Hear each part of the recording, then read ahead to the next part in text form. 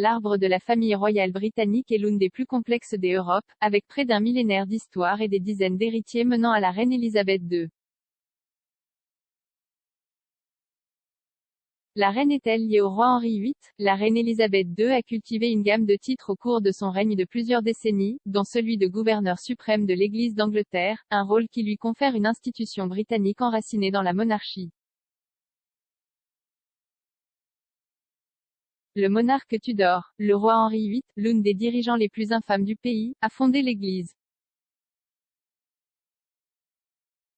Des siècles plus tard, la reine est devenue un autre dirigeant historique qui continue de suivre les pratiques religieuses de l'ancien roi. La reine Elisabeth II est-elle apparentée au roi Henri VIII? La reine est un autre monarque devenu célèbre, ayant passé le plus longtemps sur le trône de tous les autres. Son homonyme suit la reine Elisabeth I, souveraine de l'Angleterre élisabéthaine qui a présidé le siècle des Lumières et le passage britannique dans ce qui deviendrait finalement les États-Unis. Cependant, il n'y a pas de relation directe entre les deux reines célèbres, comme le suggère le surnom de cette dernière reine. Elle n'avait pas d'enfant.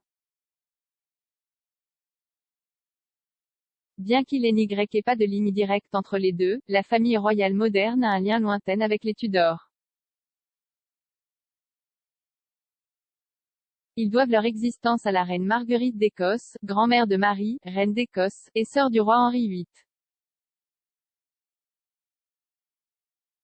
Écrivant sur le site de questions et réponses Quora, Robert Stedall, auteur de livres sur l'histoire des Tudors et de l'Irlande, a expliqué comment la reine écossaise s'intègre dans la famille Windsor. Il a dit que selon ses calculs, la reine avait un 32e 768e partie du sang de la reine Margaret.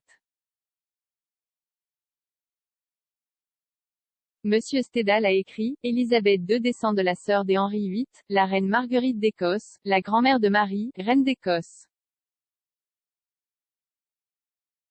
Le fils de Marie, Jacques Ier d'Angleterre avait une fille, Élisabeth la reine d'Hiver qui épousa Frédéric V, l'électeur palatin.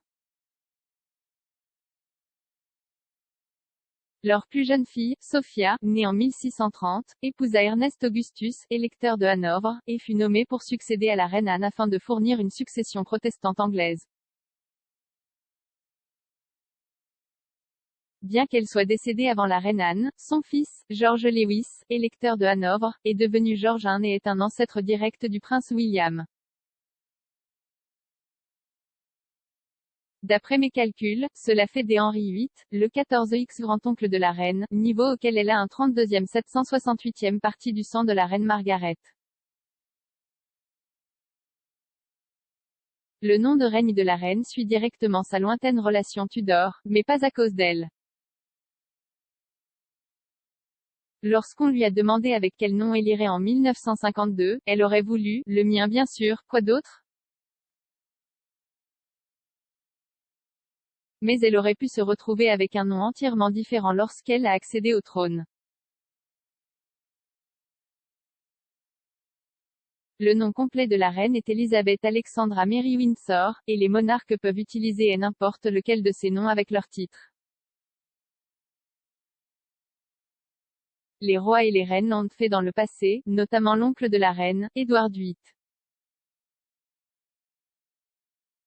Il était connu de ses amis sous le nom de David mais est devenu Édouard par choix. Si elle le voulait, la reine aurait pu devenir la reine Alexandra ou Marie au lieu d'Élisabeth.